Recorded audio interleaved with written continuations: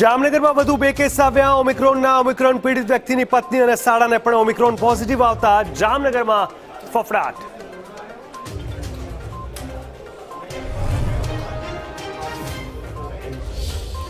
રાજ્યના 8 મહાનગરોમાં રાત્રિ કર્ફ્યુની સમય મર્યાદા યથાવત। કોરોનાના નવા વેરિયન્ટ ઓમિક્રોનના ખતરાને ધ્યાને લઈને લેવાયો નિર્ણય। રાત્રિ કર્ફ્યુ 31મી ડિસેમ્બર સુધી રહેશે અમલી।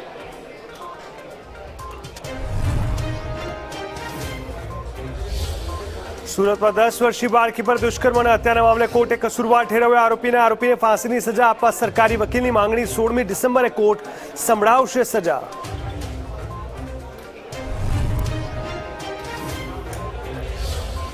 અમરેલીના બેસવડી ગામે ભાજપના અગ્રણીની લપસી જીપ। ચૂંટણી સભામાં બીભત્સ શબ્દોનો પ્રયોગ કરતા ગ્રામજનોમાં ભારે રોષ।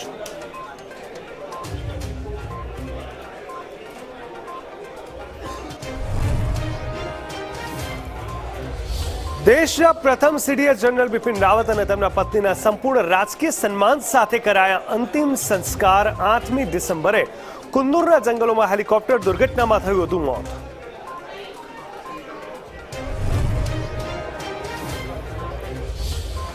પ્રાચીન અન્નપૂર્ણા મંદિરમાં સૌથી મોટો અન્નકૂટ। 21 દિવસના ઉત્સવમાં અલગ અલગ આંગીથી શણગાર કરાયો। ભાવિક ભક્તોની ઉમટી રહી છે ભીડ।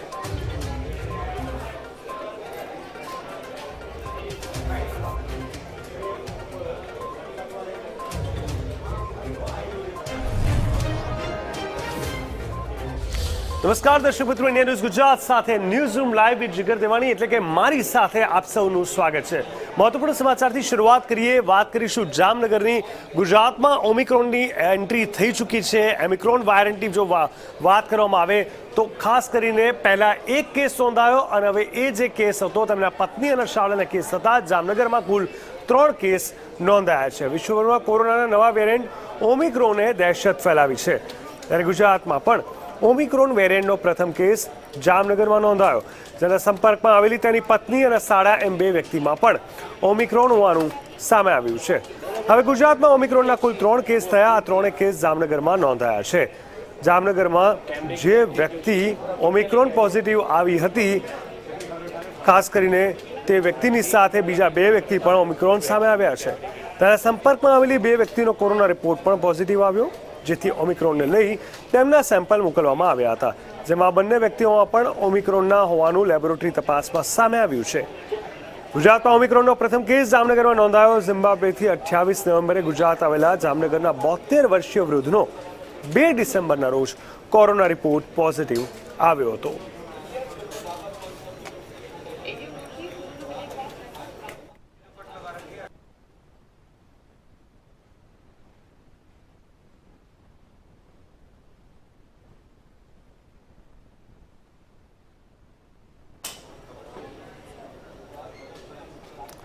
હવે આજે નવો વેરિયન્ટ આવ્યો છે, તેને લઈને ઓમિક્રોનને લઈને ખાસ કરીને કર્ફ્યુને લઈને શું અને કેવા પ્રકારના નિર્ણયો લેવામાં આવવા જોઈએ તેને લઈને ચર્ચાઓ થઈ રહી છે।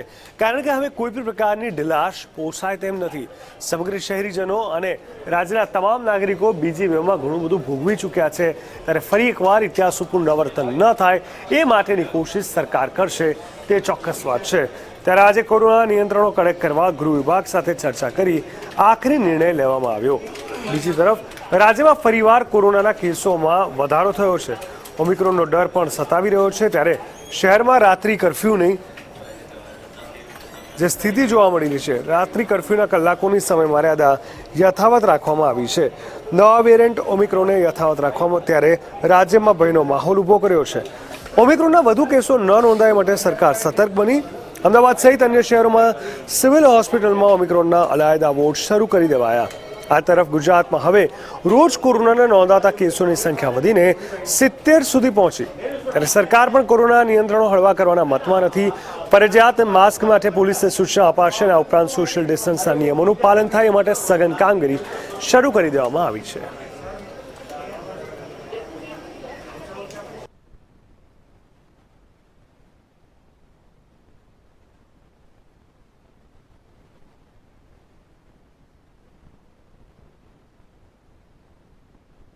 પહેરવાની આવશ્યકતા કેટલી વધી ગઈ છે તેનો અંદાજો આ સમાચાર પરથી આપને આવી જશે. સુરતમાં જે રીતે જોરશોરથી કહીને કોશિશ કરવામાં આવી રહી છે જણાવવા માટેની કે માસ્ક પહેરવું ફરજિયાત છે. આપણે બતાવી દઈએ સમગ્ર વિશ્વને હાલમાં કોરોનાના નવા વેરિયન્ટ ઓમિક્રોનની દહેશત છે અને તેના કારણે ચિંતાનું મોજું ફરી વળ્યું છે. ગુજરાતમાં પણ ઓમિક્રોન વેરિયન્ટના 3 કેસ નોંધાઈ ચૂક્યા છે. ત્યારે સુરત મહાનગરપાલિકા દ્વારા આ વેરિયન્ટ સુરત શહેર અને જિલ્લામાં ન ફેલાય તે માટે સાવચેતીના પગલાં લેવાઈ રહ્યા છે. જેના ભાગરૂપે સુરત સિવિલ હોસ્પિટલમાં લાઉડસ્પીકરથી લોકોને જાગૃત કરવામાં આવી રહ્યા છે. આ ઉપરાંત લોકોને માસ્ક પહેરવાની પણ સૂચના અપાઈ રહી છે.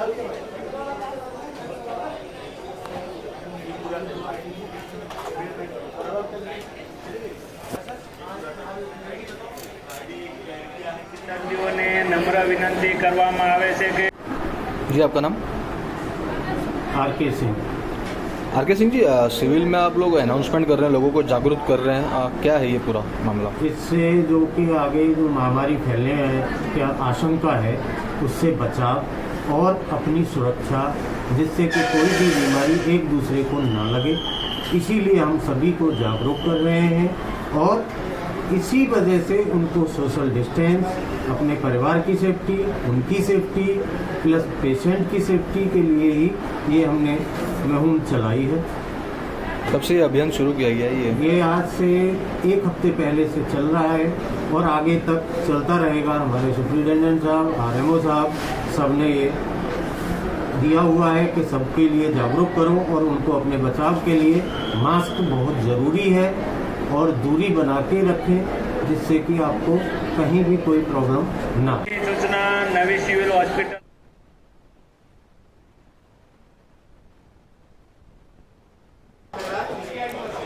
નવસારી જિલ્લામાં કોરોનાની દહેશત વધી રહી છે. જી હા, એક બાજુથી કોરોના ગાઈડલાઈનનું પાલન કરવાની પણ વાત સામે આવી છે, પરંતુ સાથે સાથે ત્યાં પણ કેસીસ જે રીતે વધી રહ્યા છે તે એક ચિંતાનો વિષય અહીંયા બની ગયો છે. આપણે જણાવી દઈએ નવસારી જિલ્લામાં વધી રહેલા કોરોનાના કેસોએ તંત્રને દોડતું કર્યું.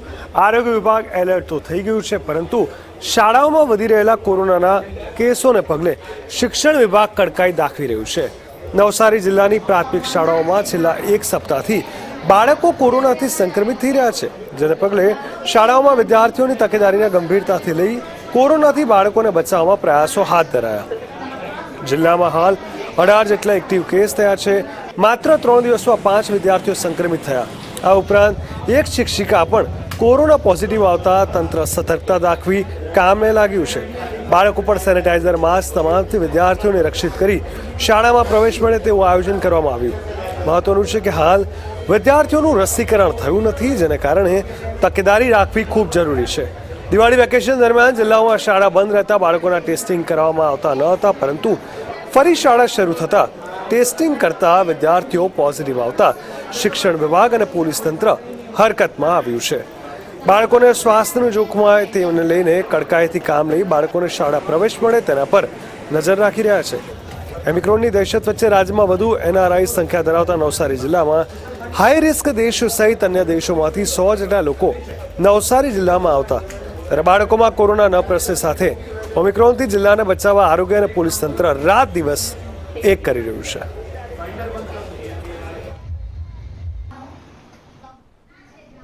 હાલના કોવિડ-19ના જે ત્રીજા તબક્કાની શરૂઆત થયેલી હોય તેવું દેખાય છે, કેમ કે હાલમાં જે આપણે જોઈ રહ્યા છીએ તે મુજબ સતર્કતા રાખવાની ખૂબ જરૂર છે. આથી સંસ્કાર ભારતી સ્કૂલ નવસારી ખાતે અમારે ત્યાં 1500 બાળકો નિયમિત અહીંયા સ્ટડી કરે છે અને અમે સ્કૂલ અને ક્લાસરૂમને તો સંપૂર્ણ સેનિટાઈઝ કરીએ જ છે સમયાંતરે. ઉપરાંત દરેક બાળકને સેનિટાઈઝર બોટલ પણ આપેલી છે કે જેથી શું થાય, એ લોકો જાતે પણ પોતાના હાથ સેનિટાઈઝ કરી શકે. કોઈપણ જગ્યાએ બેસેલા હોય તો સોશિયલ ડિસ્ટન્સનું પાલન કરીને જ બેસે. ઉપરાંત રિસેસમાં પણ એકબીજાથી દૂર રહી અને એકબીજા સાથે ભેગા મળીને એ લોકો નાસ્તો પણ નહીં કરે એની પણ કાળજી રાખીએ છીએ. અને આ રીતે બાળકોને સ્વચ્છતાના પાઠ અમે શીખવાડીએ છીએ કે જેથી અમારા માટે એક બાબત ગૌરવની છે કે ભાઈ 1500 બાળકોમાંથી આજે 4-5 મહિનાથી સતત એ લોકો વ્યવસ્થિત રીતે અને સંપૂર્ણ નિયમિતપણે અહીંયા હાજર હોવા છતાં પણ કોઈને પણ આ પ્રકારના લક્ષણો કોવિડના દેખાયેલા નથી. કોરોનામાં જે રીતે સતર્કતા રાખવા માટેની જે સૂચનાઓ આપવામાં આવેલી છે, સરકારશ્રી તરફથી જે એસઓપી ગાઈડલાઈન આપેલી છે તે પ્રમાણે તમામ શાળાઓમાં તેનું પાલન કરાવવામાં આવે છે. શાળામાં વિદ્યાર્થી સંખ્યામાં ડિસ્ટન્સ જળવાય, વિદ્યાર્થી વચ્ચેનું માસ્ક અને સેનિટાઈઝરનો ઉપયોગ થાય તે માટેની પૂરતી તકેદારી રાખવામાં આવે છે.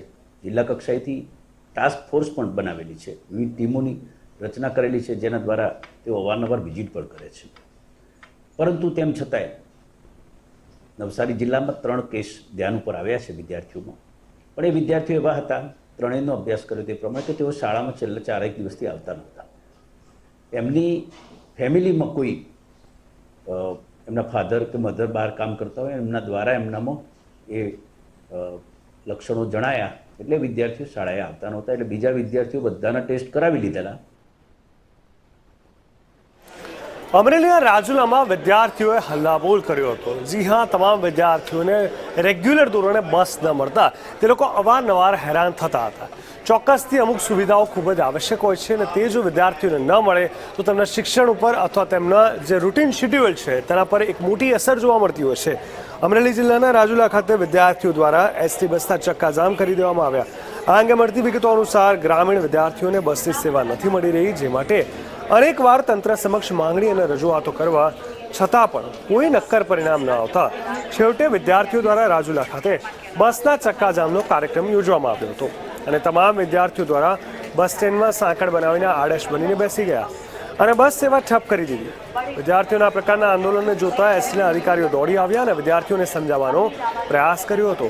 આ પ્રકારના ચક્કાજામના અહેવાલ મળતા સ્થાનિક ધારાસભ્ય અમરીશ ડેર પણ એસટી બસ સ્ટેન્ડ પહોંચી ગયા હતા.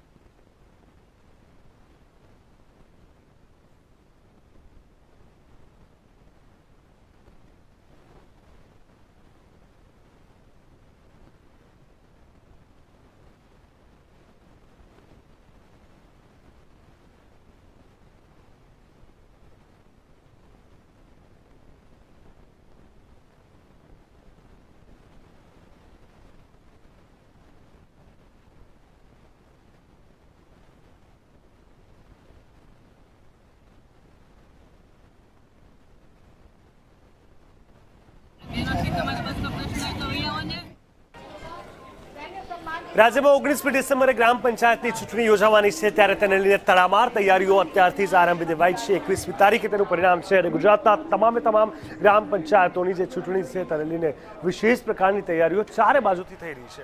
આપણે જણાવી દઈએ, પંચાયતની ચૂંટણીમાં ઝંપલાવનાર ઉમેદવારો દ્વારા પ્રચારને વેગવંતો બનાવવામાં આવ્યો છે, અને તેના કારણે રાજ્યના ગામડાઓમાં ચૂંટણીનો માહોલ જામી ગયો છે. જોકે ઘણા ગામો પહેલેથી જ સમરસ જાહેર થઈ ગયા છે. જોકે જ્યાં ચૂંટણી યોજાવાની છે ત્યાં માહોલ કંઈક અલગ જ જોવા મળી રહ્યો છે. ચૂંટણી પ્રચારમાં આવેલા વેગ દરમિયાન અમરેલી જિલ્લાના લીંડિયાના ભેસોડી ગામની ચૂંટણીની સભામાં ભારે હોબાળો થયો હતો. આ સભામાં ભાજપના અગ્રણી અરુણ પટેલે બફાટ કરતા વિવાદ ઊભો થયો. આ બાબતની વિગતો એવી છે કે સભામાં ભાજપના અગ્રણી દ્વારા બીભત્સ શબ્દોનું ઉચ્ચારણ કરાતા ગ્રામજનોએ હોબાળો મચાવી દીધો હતો. સૂત્રોના જણાવ્યા પ્રમાણે ભાજપના આગેવાન અરુણ પટેલ અમરેલી મધ્યસ્થ બેંકના વાઇસ ચેરમેન અને પૂર્વ મંત્રી દિલીપ સંઘાણીના અંગત છે, અને આ ઘટના 6મી ડિસેમ્બરે બની હોવાનું અરુણ પટેલે જણાવ્યું હતું. અત્રે નોંધનીય છે કે ભેસોડી ગામ છેલ્લા 35 વર્ષથી સમરસ ગામ તરીકે જાહેર થાય છે, અને આ વર્ષે ચૂંટણી યોજાવાની હોવાના કારણે ફરી એકવાર ગામ સમરસ બને તે માટેનો પ્રયાસ કરવામાં આવી રહ્યો હોવાનો બચાવ ભાજપના અગ્રણી અરુણ પટેલે કર્યો હતો.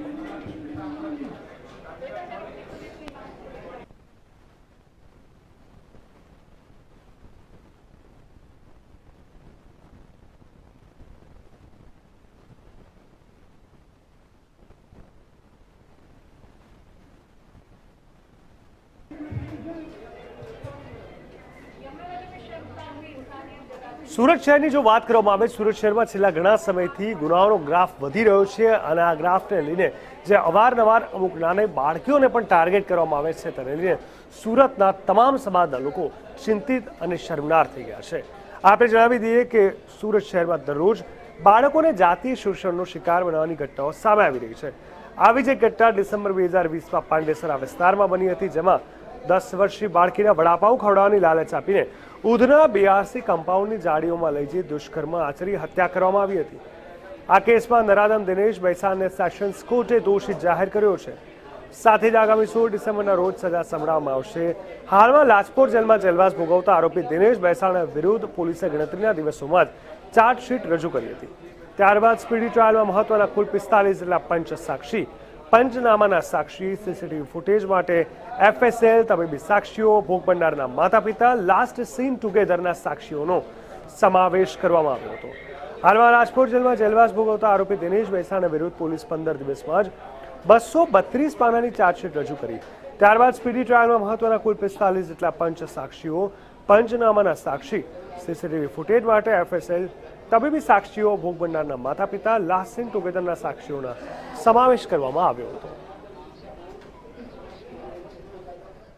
સર, આ મુકામે ગયા ડિસેમ્બરમાં એટલે 7 ડિસેમ્બર 2020ના રોજ એક 10 વર્ષની બાળકીનું અપહરણ આરોપીએ કરેલું.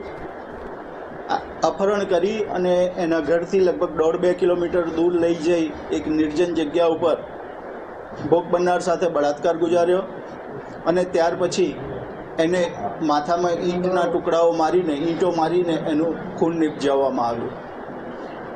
આ કામે પ્રોસિક્યુશન તરફે કુલ 45 જેટલા શાહેદો નામદાર કોર્ટ સમક્ષ રજૂ કરવામાં આવ્યા.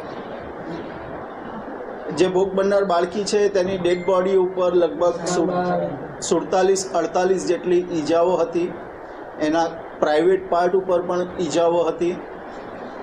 આ તમામ પુરાવા ઉપરાંત CC કેમેરાના પુરાવા નામદાર કોર્ટે માન્યા છે અને આજરોજ આરોપી દિનેશ દશરથ ભેંસાણેને ઇન્ડિયન પિનલ કોડની કલમ 302, 376 AB, 363, 366 તેમજ પોક્સો એક્ટની અલગ અલગ કલમ હેઠળ આરોપીને કસૂરવાર ઠેરવ્યો છે. અરવલ્લી જિલ્લામાં કહી શકાય કે એક પુરુષની બિનવારસી હાલતમાં લાશ મળી આવી છે. આ લાશ હત્યા છે કે આત્મહત્યા છે તેને લઈને તેને તપાસવા માટે પોલીસે પોતાના ચક્રો ગતિમાન કર્યા છે. ઘણી એવી પ્રકારની ઘટનાઓ જે કદાચ અંગત કારણોસર પણ થતી હશે તેને લઈને આવા અવારનવાર બનાવ બનતા પોલીસ જગતમાં પણ એક ફફડાટ છે અને ચોક્કસથી તેને લઈને સતત તપાસનો ધમધમાટ શરૂ કરી દેવામાં આવ્યો છે.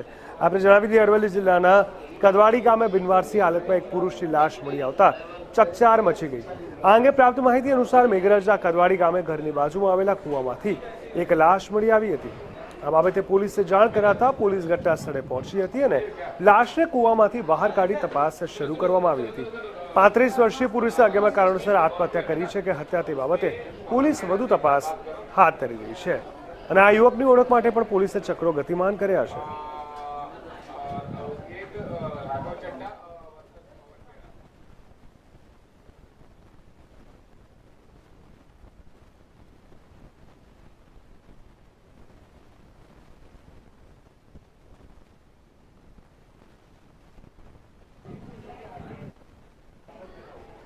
ઉમરાળા ગામમાં પ્રાથમિક શાળા તૂટી પડ્યા હોવાની એક ઘટના કિસ્સામાં આવી છે. જી હા, આ ઘટના ઘટતા જ સ્થાનિકોમાં પણ એક ભયનો માહોલ જોવા મળી રહ્યો. સ્વાભાવિક છે કે બાળકો કેવી સ્થિતિમાં ભણતા હશે તેનો અંદાજો આ સ્થિતિ, આ ઘટનાથી આપણે તેનો તાગ મેળવી શકીએ છીએ. ઉમરાળા તાલુકાના ઠોંડા ગામે પ્રાથમિક શાળા તૂટી પડવાની ઘટના બની અને આ અંગે પ્રાપ્ત માહિતી અનુસાર ઠોંડા ગામે વર્ષો જૂની પ્રાથમિક શાળા અચાનક જ કકડભૂસ થઈ ગઈ હતી. સાથે જ વર્ષોથી આ શાળાની મરામત કરાવવા માટે રજૂઆતો અને માંગણીઓ કરવામાં આવી. તેમ છતાં રાજ્યના અને જિલ્લાના શિક્ષણ વિભાગ દ્વારા આ બાબતે કોઈ કાર્યવાહી ન હાથ ધરાતા બિસ્માર હાલતની પ્રાથમિક શાળાનું મકાન અચાનક જ ધરાશયી થયું. જોકે આ શાળાનું મકાન ધરાશયી થયું તેમાં કોઈ જાનહાનિના સમાચાર સાંપડ્યા નથી.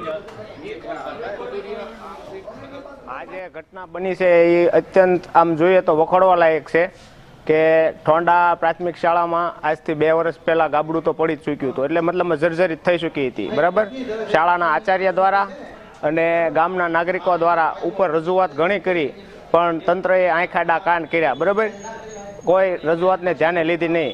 એટલે આજે વહેલી સવારે શાળામાં કોઈ બાળકો હતા નહીં, પરંતુ સદનસીબે કોઈ બાળકો ભણતા નહોતા. કદાચ જો ત્યાં હોત તો શું ઘટના આવે એ તમે હું બધા વિચારી શકીએ છીએ. બરાબર, એટલે શાળાનો એક રૂમ અડધો આખો પડી જ ગયો છે અને જૂનો છે રૂમ. શું તમારી માંગણી છે? હવે અમારી માંગણી એવી છે કે આ રિનોવેશન તો 2-3 વખત કરી નાખ્યું છે, બરોબર, અને શાળાનું જૂનામાં જૂનું મતલબમાં બિલ્ડિંગ છે. ઘટના તો એવી બની છે કે એક સદનસીબે એ વખતે બાળકો અહીંયા હાજર નહોતા, નકર આમાં બહુ મોટી જાનહાની સાથ, કારણ કે પથ્થરની દિવાલ છે એ આવી હોય તો કેટલા બાળકોનું ભવિષ્ય ભૂસાઈ જાય. અત્યારે શું તકલીફ શું થઈ છે અત્યારે શાળામાં? શાળામાં તો 2 વર્ષથી જર્જરિત હતું જ તે, અને અવારનવાર ગામના આગેવાનો દ્વારા, આચાર્ય દ્વારા ઉપર બધે રજૂઆત કરેલી જ છે, પણ કોઈ ધ્યાને લીધેલ નહીં, તો જ એટલો લાંબો ટાઈમ હાલે. હવે શું માંગ છે? હવે અમારી એવી માંગ છે કે આ બધું પાડે નવેસરથી રૂમ બનાવવામાં આવે. મહીસાગરમાં એક એસટી બસનો અકસ્માત નડ્યો હતો. આ એસટી બસની જો વાત કરીએ તો અકસ્માત થયો તે સમયે આ બસમાં કુલ 40 લોકો સવાર હતા, જે સમયે અકસ્માતની ઘટના ઘટી હતી. મહીસાગરમાં એસટી બસનો અકસ્માત નડ્યો. આ ઘટનાની વિગતો એવી છે કે સંતરામપુરના નાની સરસણ ગામે ચાલુ બસની બ્રેક ફેલ થઈ જતા આ અકસ્માત સર્જાયો હતો. સૂત્રોના જણાવ્યા પ્રમાણે આ બસ લુણાવાડાથી દાહોદ જઈ રહી હતી અને તેમાં 40થી વધુ મુસાફરો સવાર હતા. જ્યારે આ બસ દાહોદ ગામ તરફ જઈ રહી હતી ત્યારે નાની સરસણ ગામે ડેરી પાસે અચાનક જ બસની બ્રેક ફેલ થઈ જતા અકસ્માત સર્જાયો, પરંતુ ડ્રાઈવરે સમયસર બસને રોડની સાઈડમાં ઉતારી દેતા મોટી જાનહાનિ ટળી, જેના કારણે બસના તમામ મુસાફરોનો આબાદ બચાવ થયો હતો. રાજ્ય સરકાર સંચાલિત એસટી બસનું સ્લોગન છે સલામત સવારી એસટી અમારી. જોકે રાજ્ય એસટી નિગમ દ્વારા બસોનું નિયમિતપણે મેન્ટેનન્સ ન થતું હોવાના કારણે અવારનવાર આ પ્રકારના અકસ્માત સર્જાય છે. ત્યારે એસટી નિગમ દ્વારા અંગે કેવા પ્રકારના પગલાં ભરાય છે તે જોવું રહ્યું.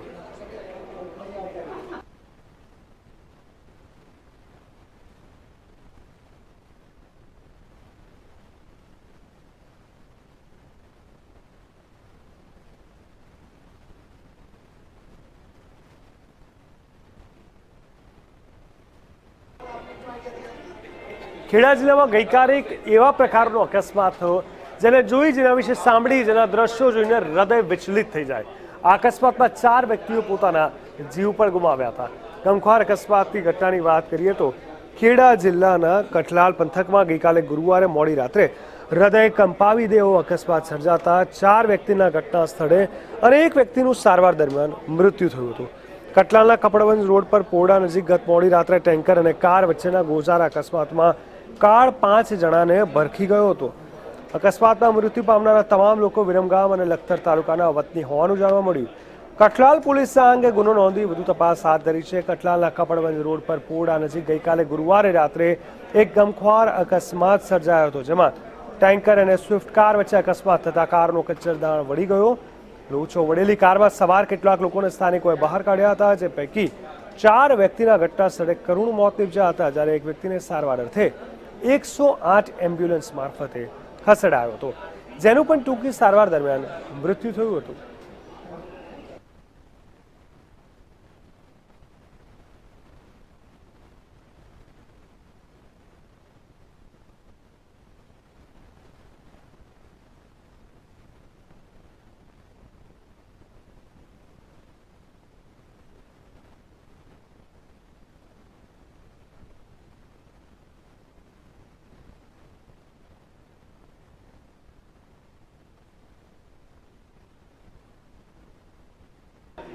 સ્વામિનારાયણ ધર્મની જો વાત કરીએ તો તેમના ભક્તો માત્ર અમદાવાદ કે ગુજરાત પૂરતા સીમિત નથી.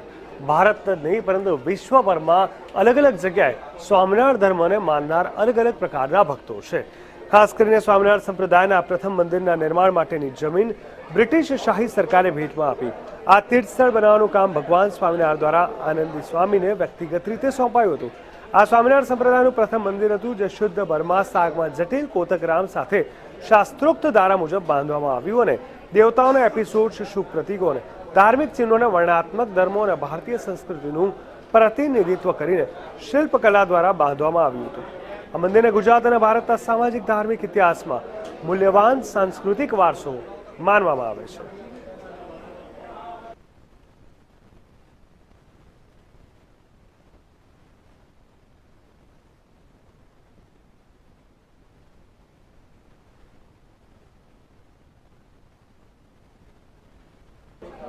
છેલ્લા 2 દિવસથી એક ઘટના આખા દેશ રડાવી રહી છે. ઘણા લોકો માત્ર વિચારતા થઈ ગયા છે કે શું આ એક સપનું હતું કે આ એક હકીકત છે, અને વાકઈ આ એક એવા પ્રકારની હકીકત છે કે જેમાંથી હજુ પણ ઘણા બધા લોકો શોકમગ્ન છે અને બહાર નથી આવી શકતા. આપણે જણાવી દઈએ કે દરેકની આંખ એટલા માટે ભીની છે કારણ કે કોઈને ખાતરી નથી થઈ રહી. જે ઘરેથી બંને તમિલનાડુ જવા નીકળ્યા, આજે તેઓ પરત ફર્યા પણ ત્રિરંગામાં લપેટાયેલા. કામરાજ માર્ગ પર સ્થિત સીડીએસ બિપિન રાવતના ઘરે આ સમયે દરેકની આંખો ભીની જોવા મળી હતી. સવારે લગભગ 10 વાગે તેમના અને તેમની પત્નીના મૃતદેહને સરકારી આવાસ પર લાવવામાં આવ્યો હતો. અહીં તેમને અંતિમ શ્રદ્ધાંજલિ આપવામાં આવી હતી. અહીં ગૃહમંત્રી અમિત શાહે તેમને અંતિમ સલામી આપી હતી. સીડીએસ જનરલ બિપિન રાવતનું કામરાજ માર્ગ દિલ્હી ખાતેનું ઘર તિરંગામાં લપેટાયેલા 2 શબપેટીઓ રાજકીય નેતાઓ તેમજ સેનાના અધિકારીઓએ તેમને અંતિમ શ્રદ્ધાંજલિ આપી. દરેક આંખ ભીની હતી. અંતિમ દર્શન બાદ સીડીએસ જનરલ બિપિન રાવત અને તેમના પત્ની મધુલિકા રાવતના પાર્થિવ દેહને સંપૂર્ણ રાજકીય સન્માન સાથે તેમના નિવાસ સ્થાનેથી દિલ્હી કેન્ટોનમેન્ટ સ્થિત બરાર સ્ક્વેર ખાતે લઈ જવાયા, જ્યાં તેમને સંપૂર્ણ સૈનિક સન્માન સાથે અંતિમ સેલ્યુટ અને તોપની સલામી સાથે અંતિમ વિદાય આપવામાં આવી. જનરલ બિપિન રાવત અને તેમના પત્નીના પાર્થિવ દેહને તેમની પુત્રીએ મુખાગ્નિ આપી હતી અને આમ જનરલ બિપિન રાવત અને તેમના પત્ની મધુલિકા રાવતનો પાર્થિવ દેહ પંચમહાભૂતમાં વિલીન થયો હતો. જ્યારે તેમના અંતિમ સંસ્કાર થઈ રહ્યા હતા ત્યારે અંતિમ સંસ્કારમાં ઉપસ્થિત લોકોએ ભારત માતા કી જયના નારા સાથે વાતાવરણ ગુંજાવી ઉઠ્યું હતું.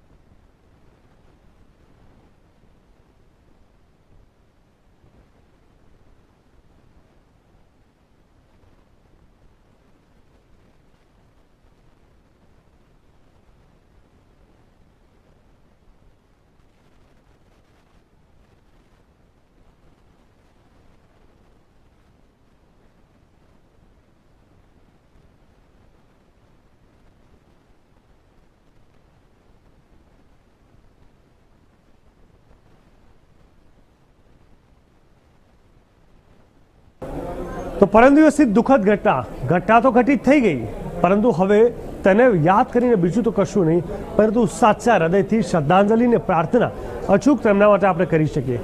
પરંતુ એ જાબાઝ સલામ આ જીવન મળશે, કારણ કે તેમણે દેશનું નામ નથી માત્ર રોશન કર્યું, પરંતુ સાથે સાથે દેશની રક્ષામાં એક મહત્વનું યોગદાન આપ્યું છે. આપણે જણાવી દઈએ, તમિલનાડુના સુન્નૂર એરબેઝથી દેશના પ્રથમ સીડીએસ જનરલ બિપિન રાવત અને તેમની પત્ની સહિત સૈન્યના 14 અધિકારી અને જવાનને લઈને જઈ રહેલા વાયુસેનાનું હેલિકોપ્ટર કુન્નૂર નજીક નીલગિરીના જંગલોમાં ક્રેશ થયું હતું. તેમાં જનરલ બિપિન રાવત અને તેમની પત્ની સહિત 13 જણાના મોત નીપજ્યા હતા. આ દુર્ઘટના બાદ હેલિકોપ્ટરમાં ક્રેશ થયેલા તમામના પાર્થિવ દેહ ગુરુવારે રાત્રે દિલ્હી લાવવામાં આવ્યા.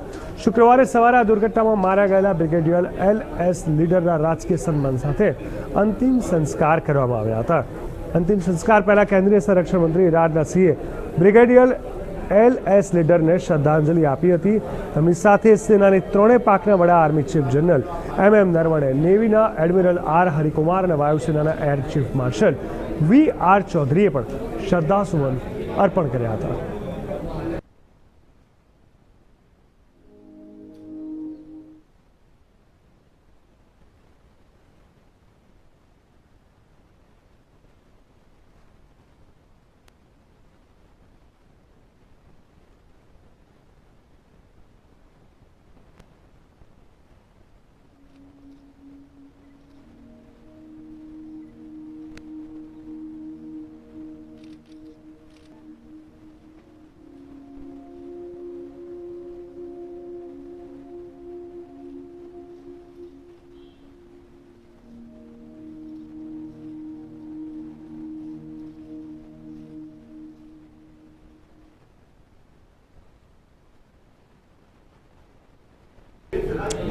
તો ન માત્ર કોઈ એક નેતા, પરંતુ તમામ નેતા, મંત્રીઓ, દેશના 135 કરોડ લોકો અને સેના સાથે સંકળાયેલા તમામ લોકો આજે શ્રદ્ધાંજલિ પાઠવી રહ્યા છે અને સાચા અર્થમાં તેમને સલામ આપી રહ્યા છે, કારણ કે તેઓ આ દેશ માટે હંમેશા માટે એક પ્રેરણા બનીને રહેશે. આપણે જણાવી દઈએ કે બ્રિગેડિયર LS લીડરના નશ્વર અવશેષોને 10 ડિસેમ્બરના રોજ બ્રાર સ્ક્વેર દિલ્હી કેન્ટમાં લાવવામાં આવ્યા હતા. રાષ્ટ્રીય સુરક્ષા સલાહકાર NSA અજીત ડોભાલે બ્રિગેડિયર લીડરને અંતિમ શ્રદ્ધાંજલિ આપી હતી.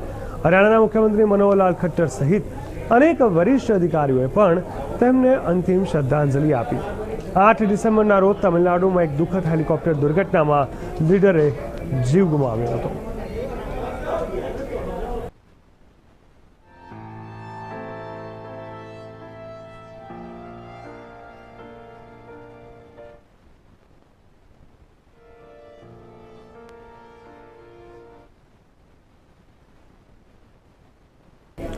આખરે 1 વર્ષથી ચાલતું ખેડૂત આંદોલન સફળ રીતે પૂર્ણ તો થયું હતું, પરંતુ પૂર્ણ રીતે પૂર્ણ નહોતું થયું. એટલે કે ક્યાંક ને ક્યાંક આંદોલન બંધ કર્યા બાદ પણ તેમનો વિરોધ, તેમની અસંતોષની લાગણી અને તેમની જે કોઈ પણ માંગણી સરકાર સમક્ષ હતી તે પોતાના રોષ થકી તેઓ સતત વ્યક્ત કરતા હતા.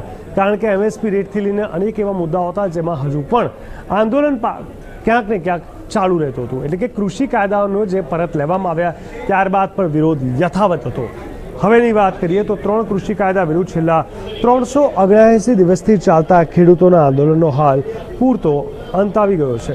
વડાપ્રધાન નરેન્દ્ર મોદી દ્વારા 3 કૃષિ કાયદા રદ કરવાની જાહેરાત અને તેના પગલે સંસદના બંને ગૃહોમાં આ કાયદા રદ કરવાના વિધેયકને સૈદ્ધાંતિક મંજૂરી આપી દેવામાં આવી. તેમ છતાં ખેડૂતો પોતાનું આંદોલન અન્ય માંગણીઓને લઈને ચલાવી રહ્યા હતા, જે સંદર્ભે કેન્દ્ર સરકાર દ્વારા લેખિતમાં ખાતરી અપાયા બાદ સંયુક્ત કિસાન મોરચા દ્વારા આંદોલન હાલ પૂરતું સ્થગિત રાખવાની જાહેરાત કરાઈ હતી. આ જાહેરાત બાદ ઇન્ડિયા ન્યૂઝના સંવાદદાતા જતીન ગોસ્વામીએ ગાઝીપુર બોર્ડર પર મુલાકાત લીધી. આવો જોઈએ વિશેષ અહેવાલ. किसान आंदोलन समाप्त हो गया है. अब सबके जहन में सवाल ये है कि आखिरकार आम लोगों के लिए रास्ते कब खुलेंगे. तो आज हम आपको बताने जा रहे हैं कि आम लोगों के लिए रास्ते कैसे आसान होंगे. अगर यूपी से दिल्ली जाना है तो गाजीपुर बॉर्डर से कैसे वो आसानी से दिल्ली जा पाएंगे. एक लंबा रास्ता घूमकर नहीं जाना पड़ेगा. मैं गाजीपुर बॉर्डर से पहले ठीक उस जगह पर मौजूद हूँ जहाँ से यूपी पुलिस का बैरिकेड शुरू हो जाता है. यहाँ तक अगर आप नेशनल हाईवे 9 पर आ भी गए हैं तो आप आगे नहीं जा सकते. यहाँ से फिलहाल बैरिकेड किया हुआ है, क्योंकि इसके ठीक आगे अगर इधर लेकर चलें आपको तो आपको दिखाते हैं कि इसके इस तरफ ठीक आगे जो है वहाँ पर जो किसान हैं वो लगातार धरना दे रहे हैं और 1 साल से ज़्यादा का वक्त हो गया है. अब सवाल आम आदमी के जहन में ये है कि कब ये रास्ता जो है पूरी तरह से खुल पाएगा और कैसे यहाँ से जो दूसरी तरफ का आपको अगर नज़ारा दिखाएं, कैसे जो दिल्ली की राह आसान हो चुकी थी वो अब यूपी से दिल्ली की राह कैसे आसान होगी. तो उसका सीधा और सरल शब्दों में आपको बताते हैं. इसमें अभी 1 हफ्ते का वक्त जो है वो लग सकता है. उसका कारण क्या है? कारण ये है कि किसानों ने कहा है कि वो 11 तारीख से पैकिंग शुरू करेंगे. तो पैकिंग जो है वो हालांकि आज से शुरू हो गई है, हमने आपको तस्वीर दिखाई, लेकिन 12 तारीख को वो रवाना होने शुरू होंगे. और जब वो 12 तारीख को रवाना होने शुरू होंगे तो ट्रैक्टर या दूसरे जो साधन है उनमें अपना सामान लोड करेंगे. तो उसमें भी 2 दिन का वक्त लग सकता है. यानी इस तरह से अगर देखें तो 13 तारीख तक तो जो किसान हैं वो यहाँ से रवाना होंगे. 14 की सुबह NHAI यहाँ पर एक सर्वे करेगी और टेस्टिंग करेगी. टेस्टिंग में ये देखा जाएगा कि 1 साल तक, क्योंकि यहाँ पर रिपेयर वर्क नहीं हो पाया और 6 महीने की एक मियाद होती है जिसमें NHAI हर हाईवे को चेक करती है. हर हाईवे का वो पार्ट चेक करती है जहाँ पर बीच में गैप होता है, जहाँ पर बीच में जो बड़े पिलर्स होते हैं वो लगाए जाते हैं. तो उस टेस्टिंग के बाद जो नेशनल हाईवे 9 है, जिसे हम दिल्ली मेरठ एक्सप्रेस वे के रूप से जानते हैं, उसको रिपेयर किया जाएगा और उसको टेस्ट किया जाएगा कि वहाँ पर कोई कमी तो नहीं है. तो इस तरह से 2 दिन का वक्त अगर माने तो उसमें भी लग सकता है. और कुल मिलाकर आज 10 तारीख है तो 15 तारीख तक ये जो औपचारिक काम है वो पूरा हो पाएगा. तो ऐसे में ये मानकर चल सकते हैं कि अभी करीब 5 से 6 दिन का वक्त जो है वो दोबारा से सुचारू होने में लगेगा ट्रैफिक के लिए. ये आप समझ कर चलिए. हालांकि ये हम मुख्य लेन की बात कर रहे थे, नेशनल हाईवे 9 की जो लेन है जिसको आप इस समय देख रहे हैं, बीचों बीच वाली लेन है जिस पर दिल्ली मेरठ एक्सप्रेस वे पर जो रफ्तार है वो काफ़ी ज़्यादा वाहनों की रहती है. अब इस वाली लेन पर आते हैं जो नेशनल हाईवे 9 के साइड वाली लेन है. यानी अगर आप यूपी से दिल्ली की तरफ जा रहे हैं और एलिवेटेड रोड से आप इस रोड पर आए हैं तो इस पर भी ट्रैफिक खुलने में माना जा सकता है कि अभी कुछ वक्त लग सकता है, क्योंकि इस पर भी NHAI जो है वो पैच वर्क करेगा. उसके बाद जो ट्रैफिक है वो खुलेगा। उससे पहले हमने आपको बताया कि 11 तारीख किसान पैक करेंगे, 12 तारीख किसान रवाना होने शुरू होंगे और 13 तारीख तक शायद ऐसा माना जा सकता है कि वो कंप्लीटली यहाँ से रवाना होंगे। तो उसके बाद जो सामान नेशनल हाईवे 9 पर या उसके किनारे साइड वाली लेन पर रहेगा, उसको हटाने में जो वक्त एजेंसियों को लगेगा, जिसमें नगर निगम या PWD शामिल है, और पैच वर्क में जो वक्त लगेगा, तो कुल मिलाकर 5 दिन इस आकलन के हिसाब से माना जा सकता है कि वक्त लग सकता है। लेकिन अगर साइड वाली लेन को जल्दी खोल दिया गया तो उसमें भी कम से कम 2 दिन का इंतजार करना पड़ सकता है। गाजियाबाद से जतिन गोस्वामी, इंडिया न्यूज़। ખેડૂતો દ્વારા છેલ્લા 379 દિવસથી ચાલતા આંદોલનનો આખરે અંત આવ્યો છે અને હવે કોઈ પણ પ્રકારનો જાણે વિરોધ ખેડૂતો તરફથી નહીં જોવા મળે તેવું એક આખું વાતાવરણ ઊભું થયું છે। ખેડૂતો દ્વારા છેલ્લા 379 દિવસથી ચાલી રહેલા આંદોલનનો ગુરુવારે હાલ પૂરતો અંત આવ્યો। 3 કૃષિ કાયદા વિરુદ્ધમાં દેશભરના ખેડૂતો દ્વારા આંદોલન કરાઈ રહ્યું હતું, જેમાં 19મી નવેમ્બરે વડાપ્રધાન નરેન્દ્ર મોદી દ્વારા આ 3 કૃષિ કાયદા રદ કરવાની જાહેરાત અને ત્યારબાદ 29મી નવેમ્બરે સંસદના શિયાળુ સત્રના પહેલા દિવસે સંસદના બંને ગૃહોમાં આ 3 કૃષિ કાયદા રદ કરતા વિધેયકને મંજૂરી આપી દેવામાં આવી અને ત્યારબાદ રાષ્ટ્રપતિ રામનાથ કોવિંદે પણ આ 3 કૃષિ કાયદા રદ કરતા વિધેયકને સૈદ્ધાંતિક મંજૂરીની મહોર મારી હતી। જો કે આ કાયદા રદ કર્યા બાદ પણ ખેડૂતો તેમની અન્ય માંગણીઓને લઈને આંદોલન ચલાવી રહ્યા હતા। જો કે કેન્દ્ર સરકાર દ્વારા બુધવારે લેખિતમાં ખેડૂતોની માંગણીઓ સંદર્ભે લેખિતમાં બાંહેધરી અપાયા બાદ સંયુક્ત કિસાન મોરચાએ આંદોલન હાલ પૂરતું સ્થગિત રાખવાનો નિર્ણય કર્યો હતો અને જેના ભાગરૂપે દિલ્હીની આસપાસના વિવિધ બોર્ડર પરથી ખેડૂતો દ્વારા ઊભા કરાયેલા ટેન્ટ તેમજ અન્ય વસ્તુ શુક્રવારથી ખસેડવાનું શરૂ કરી દેવામાં આવ્યું। જેના ભાગરૂપે હરિયાણા જિલ્લાની બહેદોલ લંગર શાહજહાંપુર બોર્ડર પર ખેડૂતો દ્વારા તેમના ટેન્ટ હટાવવાની કામગીરી શરૂ કરાઈ। તો બીજી બાજુ પોલીસે પણ બેરિકેડ્સ હટાવવાનું શરૂ કરી દીધું હતું।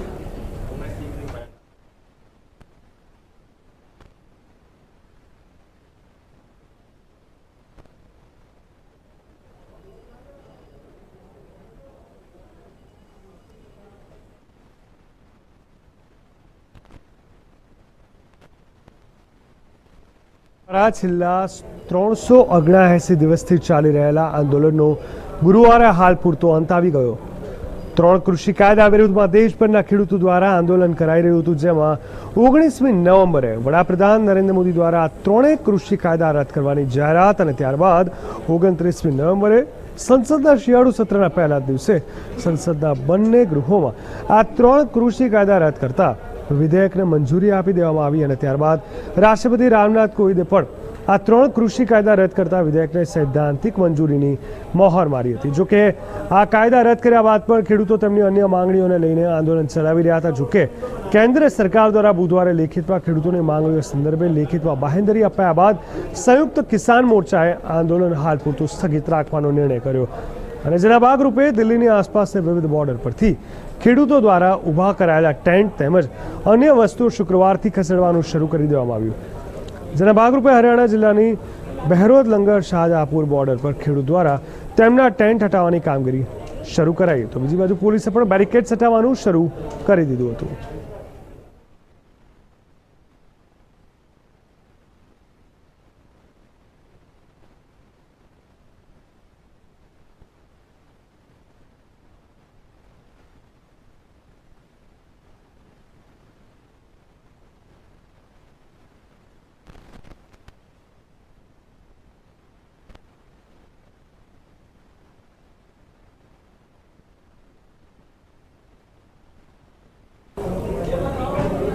દક્ષિણ મેક્સિકોમાં એક એવી મોટી હાઈવે પર દુર્ઘટના ઘટી, જેમાં 53 લોકોએ પોતાનો જીવ ગુમાવ્યો।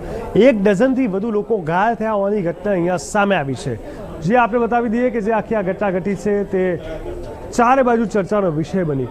મધ્ય અમેરિકન સ્થળાંતર કરનારા લોકો સાથે જામેલી એક કાર્ગો ટ્રક ગુરુવારે દક્ષિણ મેક્સિકોમાં એક હાઈવે પર એક મોટી દુર્ઘટના થઈ। અધિકારીઓના અહેવાલ પ્રમાણે એક રાહદારી પુલ સાથે અથડાઈ હતી, જેમાં ઓછામાં ઓછા 53 લોકો માર્યા ગયા હતા અને ડઝન કરતાં વધુ ઘાયલ થયા હતા। ફેડરલ એટર્ની જનરલ ઓફિસે જણાવ્યું હતું કે પ્રાથમિક અંદાજ મુજબ 53 મૃતકોની યાદી છે, જેમાં 3 ઘાયલોની હાલત ગંભીર છે। ચિયાપાસ રાજ્યના નાગરિક સંરક્ષણ કાર્યાલયના વડા લુઇસ મેન્યુઅલ મોરેનોએ જણાવ્યું હતું કે લગભગ 21 લોકો અહીંયા ઘાયલ થયા છે.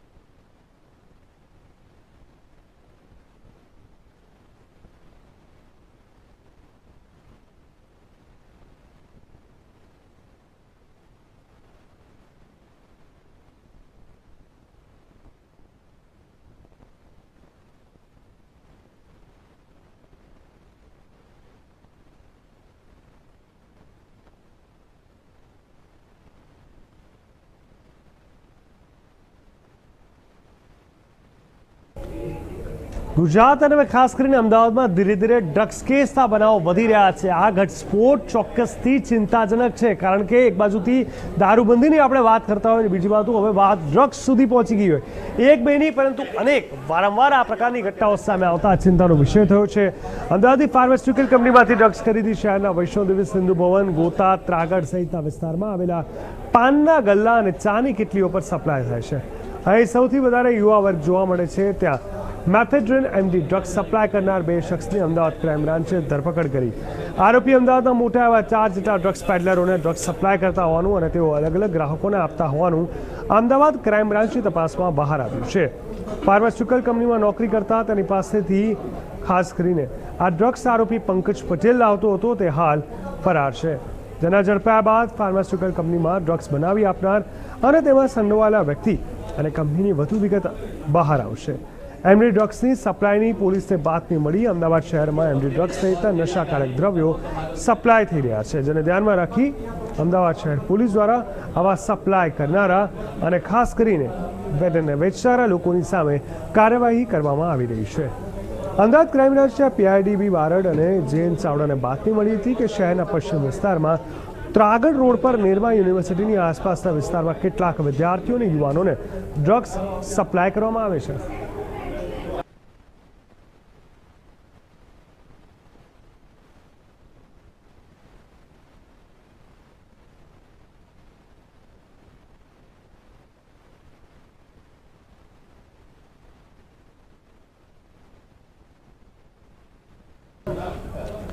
તો હાલ ન્યૂઝરૂમ લાઈવ વિથ જીગર દેવાણી, એટલે કે મારી સાથે આટલું જ. દેશ, દુનિયા અને ગુજરાત રાજ્યની તમામ પડે પડની વિગત અને સમાચાર માટે આપ જોતા રહો ઇન્ડિયા ન્યૂઝ ગુજરાત.